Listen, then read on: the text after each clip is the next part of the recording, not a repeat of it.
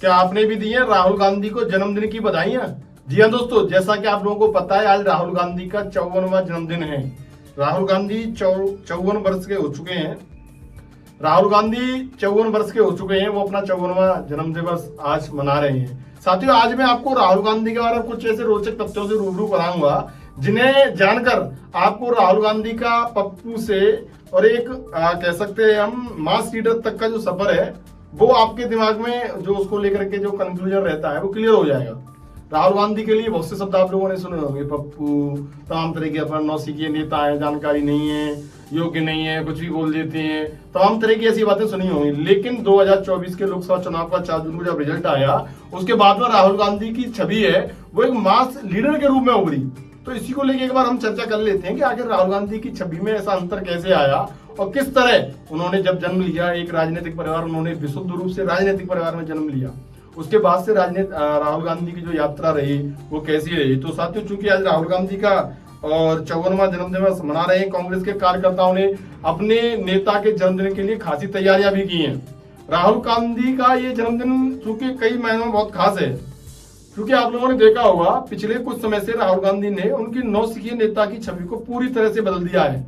देश भर में पैदल यात्रा करके जो राहुल गांधी ने भारत जोड़ो यात्रा, भारत जोड़ो न्याय यात्रा करके लोगों से जुड़कर अब एक जननेता की तरह उभर रहे हैं। ऐसा राहुल गांधी के बारे में लोगों ने कहना शुरू कर दिया है। इसका परिणाम भी उनकी पार्टी को साफ मिला। लोकसभा चुनाव 2024 में कांग्रेस से 99 सीटों पर जीत दर्ज की और सबसे बड़ी बात यह रही कि राहुल गांधी ने अपनी दोनों जगह से जहां से वो चुनाव लड़े, रायबरेली और वायनाड सीट, केरल की जो वायनाड सीट है, वहां से जीत दर्ज की। तो वो उनकी एक तरीके से कह सकते हैं कि एक जमी हुई सीट थी, पैंट सीट थी कांग्रेस पार्टी की, जो उन्होंने वापस ली। अमेठी से भी वो उनका जो प्रत्याशी था चुनाव जीता। तो राहुल गांधी की जो मास लीडर वाली छवि है उसमें लगातार, अब मैं आपको बता देता हूँ, राहुल गांधी की राजनीति विरासत में मिली है, इस बात में भी दोहराया नहीं है। उनके परिवार ने देश को 3 प्रधानमंत्री दिए हैं। 1984 में उनकी दादी और पूर्व प्रधानमंत्री इंदिरा गांधी की हत्या के बाद राहुल और उनकी बहन प्रियंका गांधी की स्कूलिंग सुरक्षा कारणों से घर पर ही हुई। उस समय राहुल केवल 14 साल के थे। अब इसके बाद राहुल ने हार्वर्ड यूनिवर्सिटी से ग्रेजुएशन किया, कैम्ब्रिज यूनिवर्सिटी से एमफिल की उपाधि हासिल की। इसके अलावा उन्होंने 3 साल एक मैनेजमेंट कंसल्टेंसी फर्म के साथ में काम भी किया है, काम का भी उन्होंने अनुभव लिया है।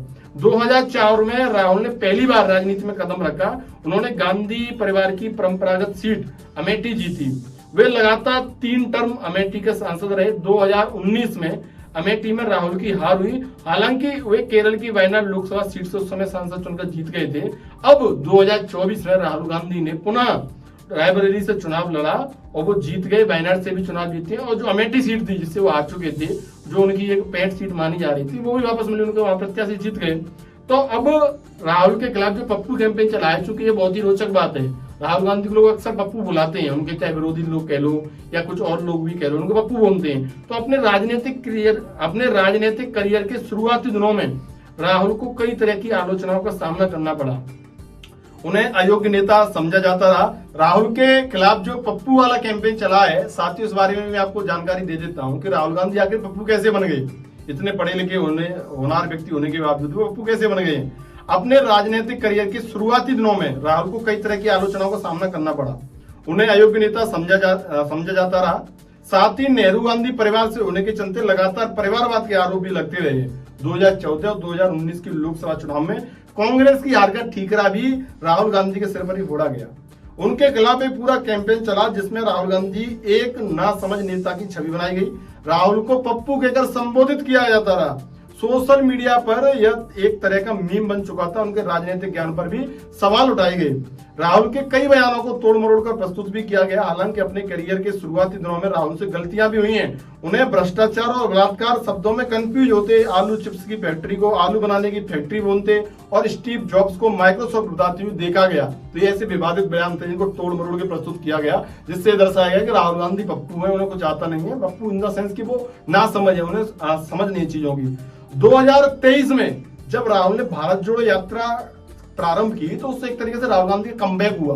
उसका परिणाम भी 2024 के लोकसभा चुनाव में देखने को मिला, क्योंकि जो कांग्रेस पार्टी है उनकी पार्टी 99 सीटों पर जीत दर्ज की और उत्तर प्रदेश में भी उसने बड़ी संख्या में 2014-19 के मुकाबले सीट हासिल की।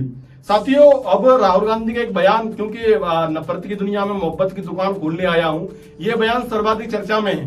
तो इसीलिए राहुल गांधी के लिए कहा जा रहा है कहीं ना कहीं उनसे पप्पू से एक मास लीडर बनने का जो सफर है वो उन्होंने अब तय किया है। और इस समय उनका कहीं ना कहीं पॉपुलैरिटी गेन की है उन्होंने अच्छी, जो 2024 के चुनाव के परिणाम आए हैं। तो साथियों, राहुल गांधी का 54वां जन्मदिन है, आपने विश किया है या नहीं किया, एक बार हमारे कमेंट बॉक्स में जरूर लिखें। और राहुल गांधी के बारे में आप क्या मानते हैं, एक बार अपनी राय हमारे कमेंट बॉक्स में जरूर लिखें। धन्यवाद।